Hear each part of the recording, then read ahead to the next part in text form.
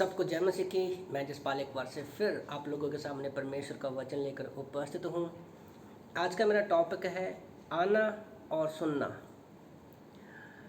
लूका की किताब अध्याय 15 वचन 1 और 2 में लिखा है, सब चुंगी लेने वाले और पापी उसके पास आया करते थे ताकि उसकी सुने। पर फरीसी और शास्त्री कुड़कुड़ाकर कहने लगे, ये तो पापियों से मिलता है और उनके साथ खाता भी है। मैं चुंगी लेने वाले के बारे में सोच रहा था। जो टैक्स लेने वाले लोग हैं वो लोग पापी जरूर थे, लोभी भी थे, पर वो घमंडी नहीं थे। ज़्यादातर हम देखते हैं कि उनके अंदर वो घमंड कम दिखता है। और वही लोग ज़्यादातर यीशु मसीह के पास आते थे और उनका जीवन परिवर्तन हुआ।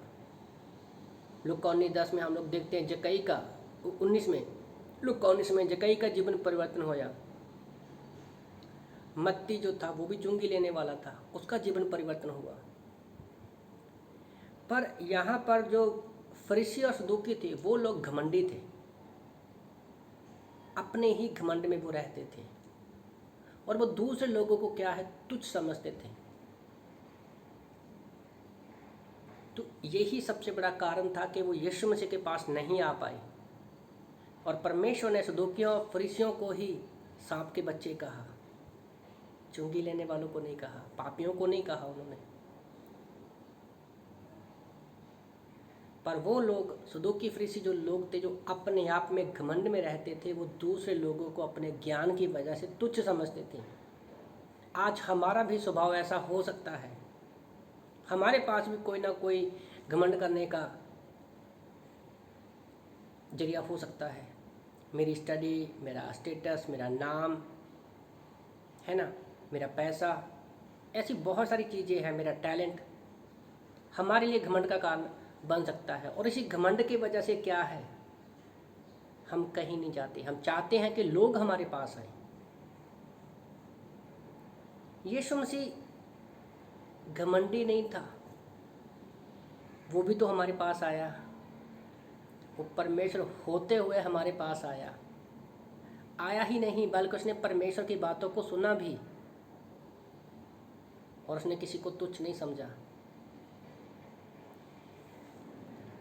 मत्ती की किताब अध्याय 18 वचन 10 में अगर हम पढ़ते हैं, लिखा है, देखो तुम इनमें से किसी को तुच्छ ना समझना, क्योंकि मैं तुमसे कहता हूँ स्वर्ग में उनके दूत मेरे स्वर्गीय पिता का मुंह सदा देखते हैं।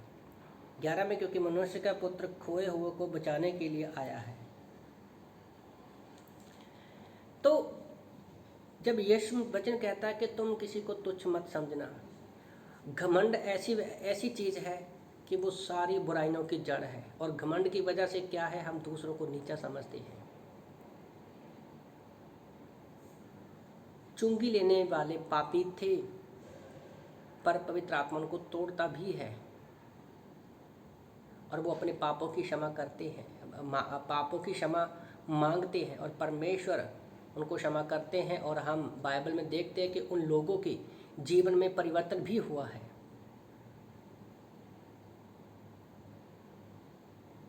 तो आज के मैसेज से मैं यही बताना चाहता हूँ कि हमें अपने घमंड को, शायद मेरी ज़िंदगी में, हमारी ज़िंदगी में एक घमंड हो सकता है जो हमें परमेश्वर से पास आने से रोकता है, हमें सुनने से रोकता है। तो मैं आप लोगों को उत्साहित करना चाहता हूँ कि आप अपने जीवन में उन चीज़ों को देखो, क्योंकि बाइबल हमारे सामने है। हमारे पास पता है कि हमें किन चीज़ों से दूर रहना है और किन चीज़ों के पास आना है। तो हमारा प्रभु के पास आने से रोकने का सबसे बड़ा कारण क्या है, घमंड। सदूकी और फरीसियों के लाइफ से हम लोग देखते हैं। क्योंकि यीशु मसीह पाप से नफरत करता है, पापियों से नहीं।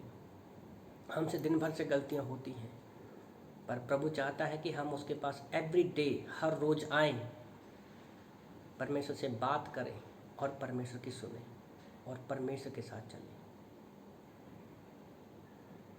तो इन वचनों से प्रभु आप सबको आशीष दे। आमीन।